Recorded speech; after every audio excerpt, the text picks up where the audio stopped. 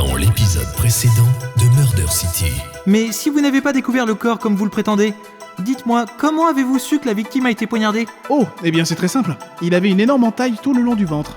Échec et maths, mon père. Je vous demande pardon ? Ah, parce qu'on joue aux échecs là ? Vous êtes tombé dans mon piège. De quoi parlez-vous ? Ah oui, là il est bien tombé dedans. Toujours pas d'arme du crime. Il doit bien y avoir quelque chose. Peut-être que derrière cette commode... Oh, ben ça alors! Ah bah ça y est, enfin vous l'avez trouvé. Quoi, tu étais au courant? T'aurais pas pu me le dire plus tôt? Oh pardon, j'y ai même pas pensé. Toi, tu vas finir en magret. Oh non, pas ça.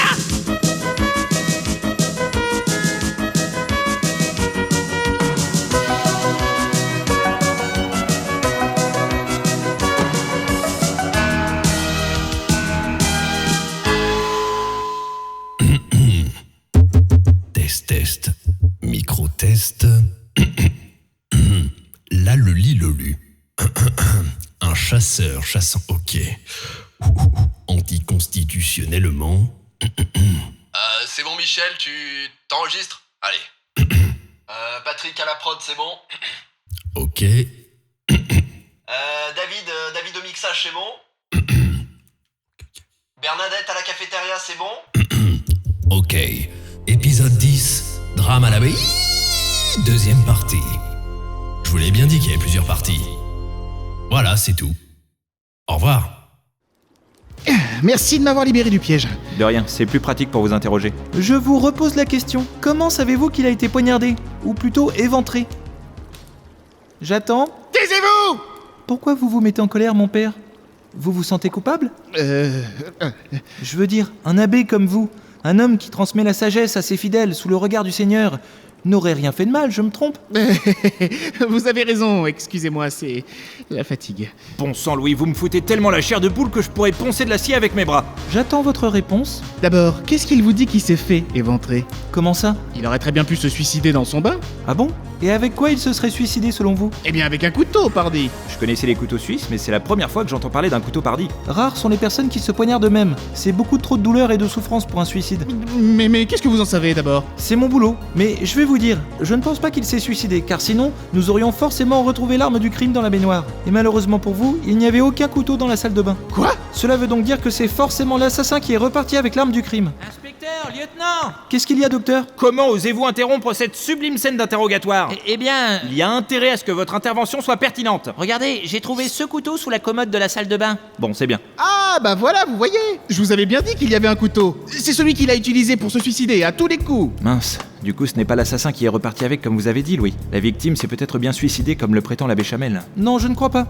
Faites voir le couteau, Doc. Tenez, lieutenant. C'est bizarre. Étonnamment, il n'y a presque pas de sang dessus. C'est normal, quand l'assassin a poignardé la victime dans la baignoire, le sang qui coulait sur la lame est parti avec l'eau du bain. Oh, je vois. C'est un couteau de chef. Ouais, ça en a tout l'air. Vous êtes cuistot, vous, non ? Non, enfin, non, enfin, pourquoi, non. Vous vous appelez l'abbé Chamel, vous êtes cuistot. Je ne vois pas de quoi vous voulez parler. Arrêtez de me prendre pour un imbécile. Nous savons qu'ici, tous les moines ont un nom qui les caractérise. L'abbé Chamel, vous êtes cuistot. Mais, puisque je vous dis que... Vous êtes cuistot. Ah bon, d'accord, oui, et alors, qu'est-ce que ça peut faire ? C'est votre couteau personnel, je me trompe ? Oui, vous vous trompez. Dans ce cas, pourquoi il est gravé sur la lame « Couteau personnel de l'abbé Chamel » ? C'est peut-être un autre abbé Chamel. C'est écrit « Couteau personnel de l'abbé Chamel, le seul et l'unique, celui qui a la barbe grise, les poils de nez frisés et une cornemuse dans les fesses. » Y a vraiment écrit tout ça sur le couteau ? Puisque je vous le dis. C'est vraiment des conneries, il ne s'agit pas de moi. Attendez. Pardon, j'ai pas pu me retenir. Avouez-le, c'est votre couteau. Je ne vois pas pourquoi il aurait atterri dans les mains de la victime. Eh bien... En plus, quand on vous l'a montré, vous l'avez tout de suite reconnu. Ah. Comment pouvez-vous savoir que c'est précisément ce couteau-là qui a servi à la victime de se suicider ? C'est complètement impossible. La seule possibilité, c'est que vous soyez le meurtrier. C'est parce que je l'ai vu dans la salle de bain quand j'ai découvert le corps, voilà. Vous êtes sourd ou quoi ? Personne ne pouvait le voir. Il était caché sous la commode. Ah, puis bien au fond en plus. En découvrant le corps, vous n'auriez pas pu voir ce couteau. Il était complètement caché. Et en plus, si la victime s'était suicidée avec, on l'aurait retrouvé avec le corps dans le bain, et pas sous la commode. Vous commencez à m'énerver. Permettez-moi de rebondir là-dessus, Louis. Allez-y, inspecteur. Merci, ça fait du bien. Je vous en prie. Ah, attendez, il y a un truc qui me turlupine là. Pour changer. Pourquoi l'assassin se serait-il embêté à glisser le couteau sous la commode? C'est évident, docteur, pour dissimuler l'arme du crime. Ça n'aurait pas été moins risqué d'aller la cacher ailleurs plutôt que de la laisser bêtement sur le lieu du crime? C'est clair, surtout que je l'ai trouvé en 2 secondes en tirant le meuble. L'abbaye est absolument immense. Il y avait au moins 1001 cachettes possibles pour que la police ne retrouve pas le couteau. Je sais de quoi je parle, je me suis perdu au moins 30 fois depuis que je suis arrivé. Et pourtant, il a décidé de le laisser dans la salle de bain. Pourquoi? S'il avait été planqué ailleurs, moi je n'aurais sûrement jamais retrouvé. Oui, bah c'est pas une raison pour s'en vanter, Doc. Vous avez raison, c'est bizarre. Vous voyez, c'est complètement idiot. J'avais aucune raison de le laisser bêtement sur la scène de crime. Mais oui, c'est ça, vous avez raison. Bah oui, je sais. C'est exactement ça, vous n'aviez aucune raison de cacher le couteau sous la commode. Je vous l'avais bien dit. Ce qui veut dire que vous n'avez pas fait exprès de le glisser sous la commode. C'est arrivé malgré tout. Hein? Ce n'était pas du tout prévu. En réalité, lorsque vous l'avez extrait du corps de la victime, vous l'avez échappé sans faire exprès et il a glissé sous la commode jusqu'au fond. Et vous avez une preuve? Ah, une preuve? Oui, bien sûr. Alors, voyons voir. Vous avez une preuve, inspecteur? Moi non. Et vous, Doc? Non, moi non plus. Et toi le canard? Quoi? D'où il sort celui-là? Il était dans la baignoire. Eh mais attendez, c'est Harlequin! Salut les gars! Encore vous? Mais comment vous vous êtes retrouvé ici? C'est moi qui joue le rôle de tous les canards dans la série. C'est vrai que des canards qui parlent, ça court pas les rues. C'est pour ça qu'à chaque fois qu'il y en a un, c'est pour mon bec. Attendez, vous vous connaissez? Ouais, il était au zoo quand on a enquêté sur l'affaire de l'éléphant disparu. Ah, ça ne me dit rien. C'est normal, vous étiez pas là. Ah bah je comprends mieux. C'est l'épisode 3, docteur. Ah bah j'irai l'écouter alors. Bon, je veux pas vous interrompre, mais est-ce qu'on pourrait revenir à mon accusation de meurtre là? Oh oui, bien sûr, allez-y, reprenez. Merci. Donc je disais... C'est bien beau toutes ces théories, mon cher, mais j'ai l'impression que vous manquez cruellement de preuves. Oh pardon, je vous ai marché sur le pied. Docteur, faut vraiment changer vos lunettes. Oh mais attendez, mon père, vous êtes blessé au pied? Hein? Oui. Je me suis juste cogné l'orteil ce matin, j'ai rien de méchant. Vous avez un sacré bandage au pied pour un simple cognement d'orteil. Oh, effectivement, je n'avais pas remarqué. Dur de cacher une blessure quand on porte des sandales. Mêlez-vous de vos affaires! Mon père, se pourrait-il que vous ayez échappé le couteau sur votre pied? Non mais où est-ce que vous allez chercher toutes ces calomnies? Très bien, alors montrez-moi votre blessure. Quoi? Enlevez donc votre bandage et montrez-nous. Espèce de fumier! Qu'est-ce qu'il y a, mon père? Pourquoi vous vous mettez dans des états pareils? Vous êtes innocent, n'est-ce pas? Bien sûr. Alors, vous n'avez rien à vous reprocher, ni aucune raison de refuser que le docteur vous examine. Vous êtes marrant, vous. Merci. Très bien, si ça vous fait plaisir. Docteur, retirez-lui son bandage. Bien, inspecteur. Mais bon sang, vous avez mis combien de couches? Bon, à peu près une centaine. Et vous dites que vous vous êtes juste cogné le petit orteil. La ferme! Bon, alors, docteur, ça vient, oui? Mais je vais aussi vite que je peux. Environ 2-3 tours d'horloge plus tard. Et vous allez vous grouiller, nom de Dieu? C'est bon, j'en vois le bout. Voilà. Eh ben dis donc. Oh, ah oui, vous vous êtes pas loupé. Vous me dites si je me trompe, Doc, mais ça ressemble bien à une blessure causée par une lame de couteau, non? Tout à fait. Et encore, vous avez eu de la chance, hein. C'est pas passé loin de l'os. Vous auriez pu perdre définitivement votre orteil. Qu'est-ce que vous avez à dire à ça, mon père? Je vous rappelle que je suis cuisinier. Des couteaux qui me tombent dessus, ça arrive tous les jours. Tous les jours? La vache, c'est même plus avoir la guigne à ce niveau-là. Ah ouais, faut penser à changer de boulot là, ça devient dangereux. Bon, ça va. Ce que je veux dire, c'est qu'il y a rien qui prouve que je me suis fait cette blessure avec ce couteau. Voilà. Il suffit d'analyser le sang sur le couteau et le tour est joué. Si le sang présent sur la lame est le même que le vôtre, on saura vite si c'est vous qui avez utilisé ce couteau ou pas au moment du meurtre. Mais c'est le sang de la victime, pas le mien. Non, impossible. Comme je l'ai dit, le sang de la victime est parti avec l'eau du bain. S'il y a du sang sur cette lame, ce n'est pas celui de la victime. Oui, en clair, vous vous êtes forcément blessé après que la victime se soit fait poignarder. Écoutez, même si je m'étais coupé, si le couteau avait glissé directement, il n'y aurait pas eu le temps d'y avoir mon sang dessus. Mais du moment où la lame a tranché votre pied, il y a forcément eu une trace de sang sur la lame, ou au moins une éclaboussure. Il n'y en a pas énormément, je vous l'accorde, mais je pense que c'est suffisant pour faire des analyses. Vous avez réponse à tout, vous, hein? Inspecteur, rappelez-moi qui a découvert le corps déjà? C'est un moine qui a vu des traces de sang sur le sol, juste devant la porte du bain. C'est ce que vous avez dit, mon père. Oui, et alors? Si vous vous êtes blessé, vous avez forcément, vous aussi, laissé des traces de sang sur votre chemin. Mais vous ne pouvez pas prouver que ce sang est bien le mien.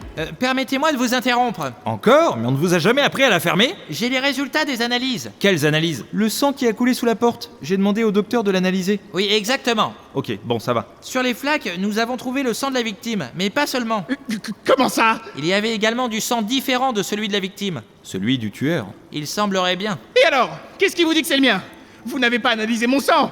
Vous ne pouvez pas savoir. Oui, vous avez raison, mais voyez-vous, on a retrouvé plein de petites gouttes de sang dans l'abbaye. Je veux dire, pas seulement dans la salle des bains. C'est vrai, Doc? Absolument. Et en suivant les traces, nous sommes remontés jusqu'à votre chambre, Abbé Chamel.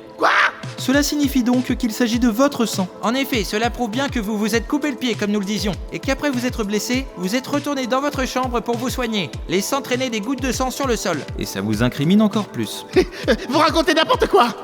Vous ne pouvez pas prouver qu'il s'agit de mon sang. Oh si, c'est très simple. Il nous suffit de prélever le sang de votre blessure et celui du couteau, puis de les comparer avec les traces retrouvées par terre, et nous saurons si vous êtes le coupable ou pas.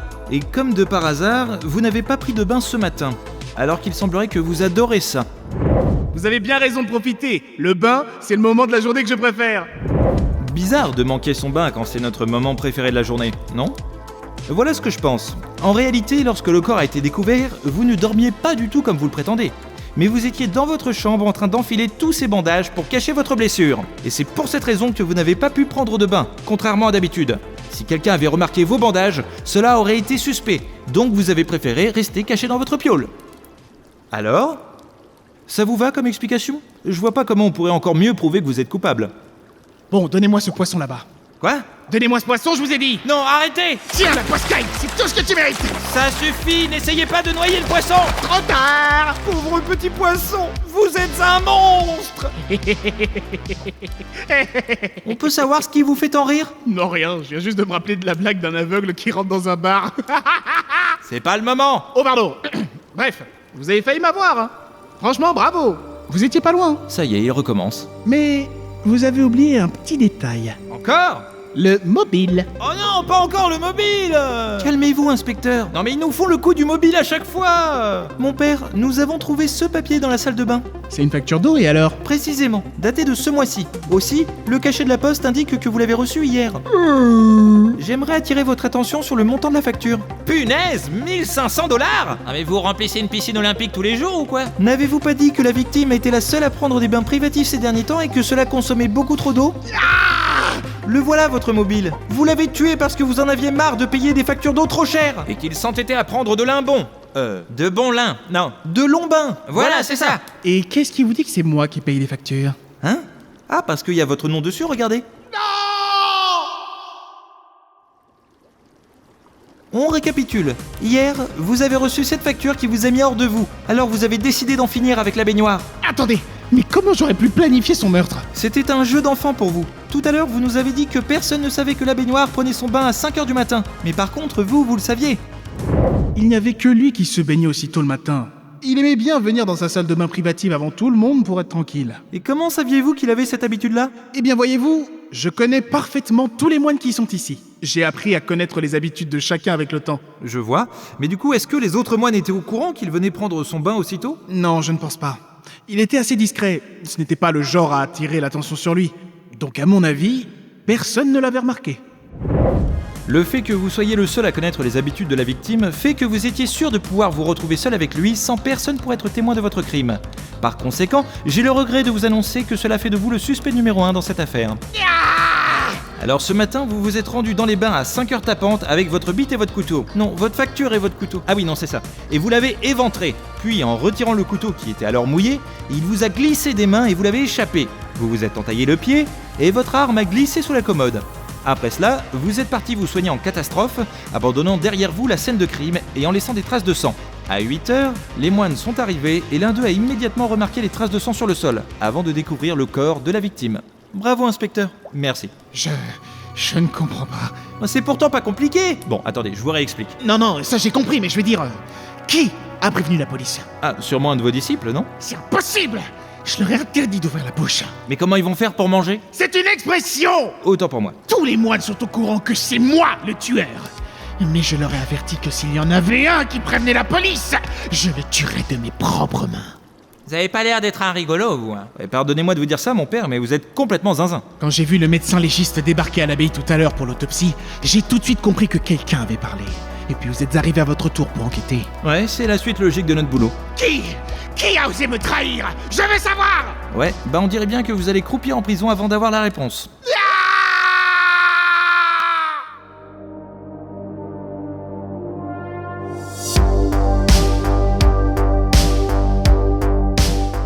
Bon, Louis, je ne veux pas vous faire de compliments, mais je tiens à vous dire que vous assurez la marmite. Merci, inspecteur, vous m'avez beaucoup aidé. Vous aussi, Doc. Ah bah c'est gentil, merci. Toi aussi, tu m'as bien aidé à Harlequin.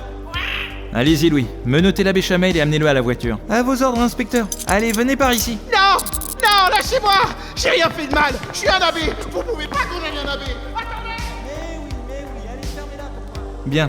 Quant à vous, Doc, ramenez le cadavre à la morgue. Oh, avec plaisir. Flippant. Vous venez, inspecteur? Allez-y, je vous rejoins. Ok.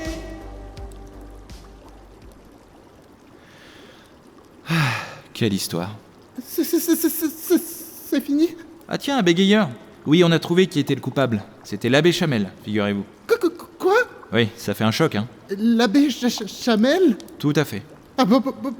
Eh oui. C'est bizarre, il me semblait pas que...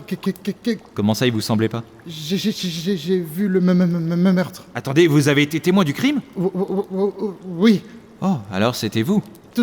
tout à fait. L'abbé Chamel nous a dit que vous traîniez souvent dans les parages. Oui, bon, je peux parler normalement, ça va prendre 3 plombes sinon. Oh bon sang, vous n'êtes pas bègue? Bah, je l'étais quand j'étais gosse, mais maintenant ça va mieux. Mais alors pourquoi tout à l'heure vous nous avez parlé en bégayant? Pour ne pas être dérangé. D'habitude, en voyant que je bégaye, les gens abandonnent la communication avec moi et me laissent tranquille. Ah.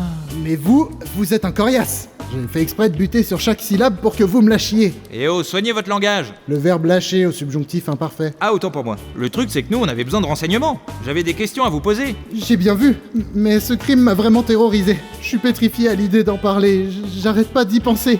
Je sens que j'arriverai encore moins à dormir que d'habitude.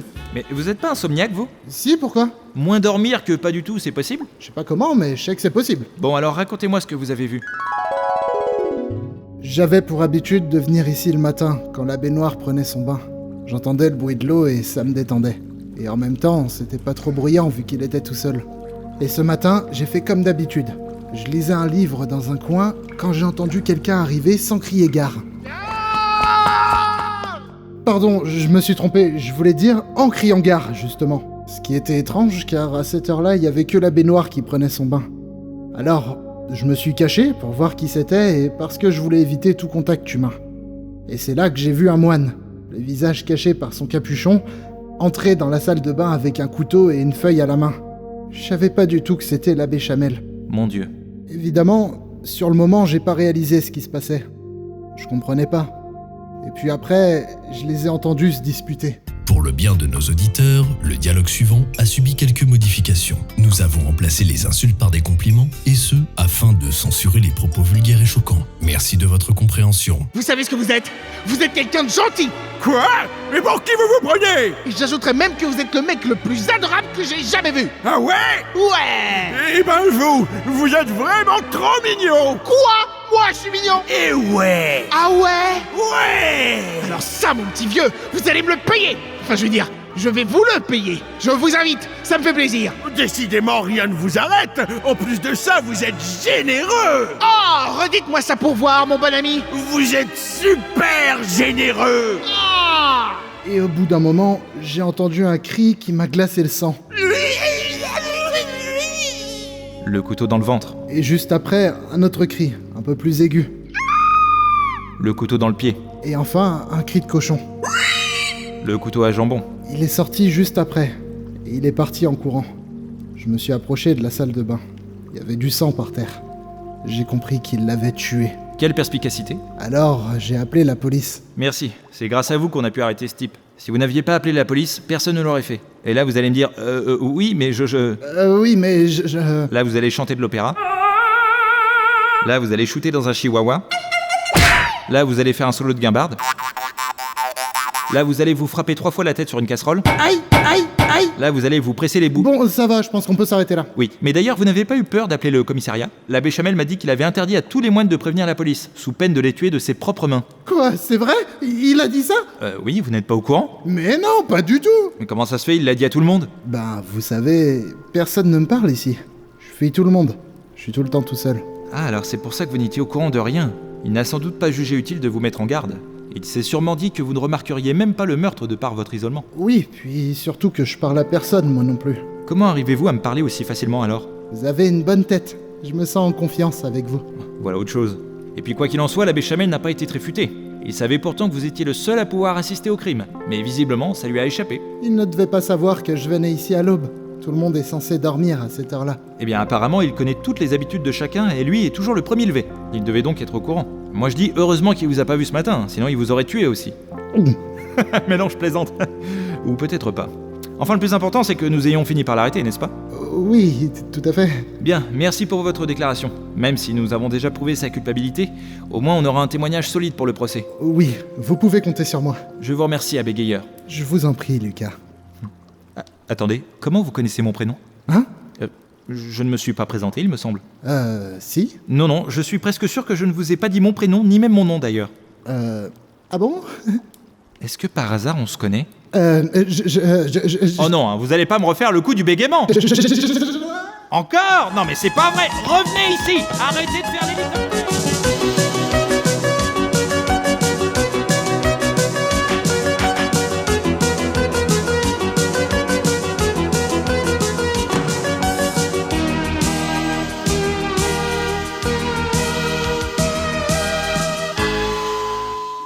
Attention, un sous-marin approche. Au secours, on se noie. Encore un coup du méchant canard. Quoi, quoi? Oh bon sang, mais qu'est-ce que je suis en train de faire dans cette baignoire, moi ? Vous êtes ridicule. Redis-moi ça une dernière fois et tu vas non pas finir en magret, mais en foie gras. J'adore jouer avec vous dans le bain, docteur. Je préfère ça.